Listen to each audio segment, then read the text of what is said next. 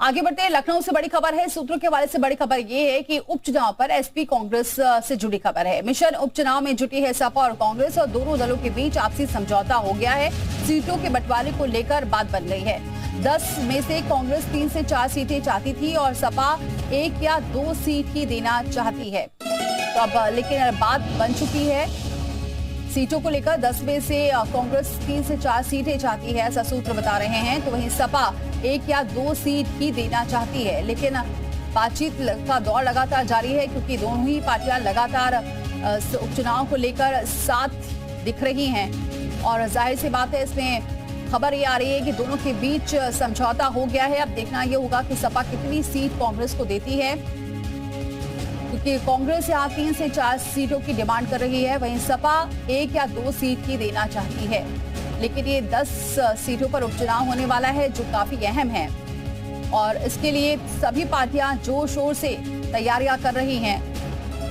और इस बीच उपचुनाव पर एसपी कांग्रेस से जुड़ी ये खबर है कि समझौता हो गया है, सीटों को लेकर बात बन गई है, ऐसा सूत्र बता रहे हैं। और 10 में से कांग्रेस हालांकि 3 से 4 सीटें चाहती है, लेकिन सपा 1 या 2 सीट दे सकती है।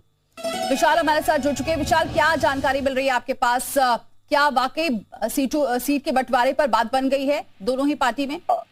नहीं, देखिए अभी दोनों बंटवारे को लेकर जो है बातचीत नहीं बन पाई है, इसीलिए राहुल गांधी को ये जिम्मा जो है किया जा सकता है कि राहुल गांधी उत्तर प्रदेश में उपचुनाव को लेकर जो सीट शेयरिंग है उसके फॉर्मूले को आगे बढ़ाएं और सपा के साथ सीट शेयरिंग फॉर्मूले को अंतिम रूप दें। क्योंकि लोकसभा चुनाव में भी यही हुआ था कि राहुल गांधी की हस्तक्षेप के बाद ही सीट शेयरिंग फॉर्मूले पर मुहर लगी थी और सपा और कांग्रेस ने मिलकर चुनाव लड़ा था। तो अब कुछ इसी तरह की जो है स्थितियां अब देखने को मिल रही है कि अब जो है समाजवादी पार्टी और कांग्रेस के बीच में जो उपचुनाव को लेकर जो लगातार सीट शेयरिंग को लेकर लड़ाई है वो जो है अब सीधे तौर पर ये कह सकते हैं कि राहुल गांधी और अखिलेश यादव के बीच की जो बैठक होगी उसमें ये तमाम चीजें जो है वो तय हो सकती हैं। तो फिलहाल सीट शेयरिंग को लेकर इन दोनों के बीच में ही लगातार अब बातचीत का जो सिलसिला है वो जल्दी शुरू होगा।